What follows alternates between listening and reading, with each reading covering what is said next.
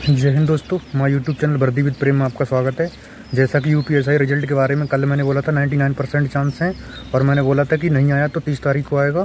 और 2-3 पॉइंट है जिन पर फटाफट बात करते हैं। इस हिसाब से DBPST 10 तारीख तक हो सकता है, मुश्किल लग रहा है।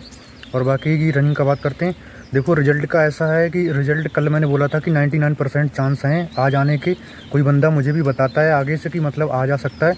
और ना आने का जो कारण था उसमें क्या है कि थोड़ा सा लोचा ये आ रहा है कि पिछली बार EWS का मतलब जो फीमेल का था वो लड़कियों का कोई इशू था, पता नहीं क्या था, जो वो 9,500 जो वैकेंसी थी SI वाली, उसमें क्या हुआ था उनको जनरल में क्वालिफाई कर दिया था।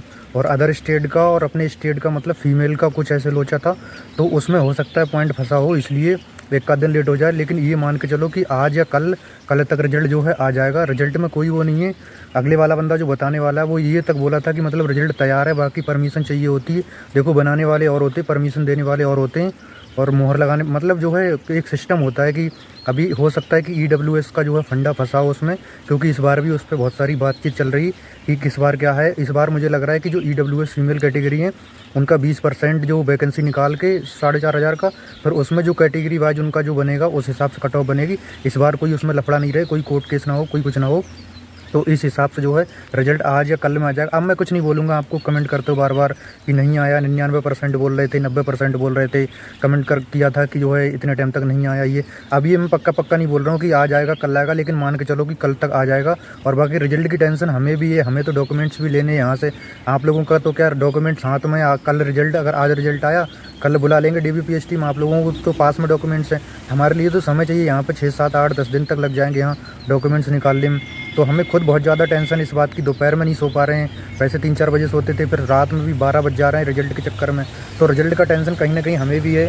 जैसी आपकी स्थिति है वैसी हमारी स्थिति है। अगले एग्ज़ाम का ना पढ़ पा रहे हैं। अब इसमें कट ऑफ लगता, पहली कट ऑफ लग जाती, इसके बाद अपना आइडिया लगा लेते, अपना अगले एग्ज़ाम की तैयारी करते या कुछ भी करते। एक बार रिजल्ट आ जाता और नहीं भी आना था तो ये जो डॉक्यूमेंट वेरिफिकेशन का जो नोटिस दिया था वो नहीं आता। पहले इंटरनल वायरल हुआ था कि पहले वीक में, मई के पहले वीक में डॉक्यूमेंट वेरिफिकेशन होगा। फिर इसके बाद में 20 अप्रैल में जो आता है कि कमेटी का गठन हो चुका है। ये सारी चीज़ें इनको देख के आंकड़ा लगाते हैं। अब इस हिसाब से क्या लग रहा है, मई का फर्स्ट वीक या 10 तारीख से बाद में भी डॉक्यूमेंट वेरिफिकेशन चालू होगा। 10 से पहले चांस कुछ है ही नहीं, और हो सकता है 15 के बाद। और रनिंग भी इस हिसाब से जून में दिखेगी, जो कि जून में बहुत भयंकर गर्मी पड़ती है। जून में कई बार क्या रनिंग वगैरह फिजिकल इवेंट बहुत कम होते हैं, और होते भी हैं तो बहुत सतर्कता के साथ होते हैं। और जो जून में रनिंग करना बहुत बंदों को बहुत मुश्किल हो जाएगा इसमें। तो जिसका रनिंग अगर अभी टाइमिंग अच्छा आ रहा होगा तो वहाँ पे आना बहुत मुश्किल हो जाएगा, क्योंकि गर्मी में शरीर बहुत ज़्यादा हीट करता है, तो दौड़ना मुश्किल हो जाता है, चक्कर आ जाता है।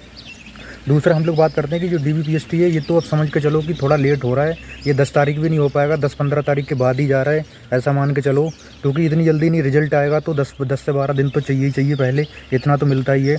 इसके बाद में हम लोग बात करते हैं कि इस बार 30% जो है फिजिकल में फेल होंगे क्या।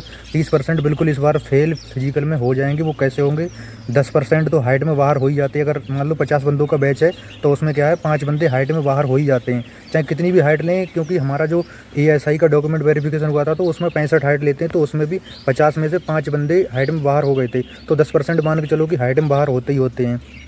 इसके बाद हम लोग बात करें कि 10% तो लगभग इसमें फिजिकल में भी अब्सेंट हो जाएंगे, और जगह सिलेक्शन हो रखा होगा कम से कम। ऐसा मान के चलो कि जितने भी इसमें पहली कट ऑफ में फंसेंगे उसमें से 1000-1200 बंदे ऐसे होंगे, क्योंकि CGL का 14-15 हज़ार वैकेंसी था, तो उसमें कम से कम बंदा 500-700 बंदे तो उधर ही सेलेक्ट हो गए होंगे। बाकी तब तक अभी रिजल्ट NTPC का भी आ जाएगा। अगर NTPC का आ जाएगा तो और बंदे कम हो जाएंगे, उससे भी थोड़ा फ़ायदा मिलेगा। तो 10% अब्सेंट हो ही जाते हैं। कोई भी डॉक्यूमेंट वेरिफिकेशन रहे या फिजिकल रहे तो 10% तक अब्सेंट आराम से हो जाते हैं।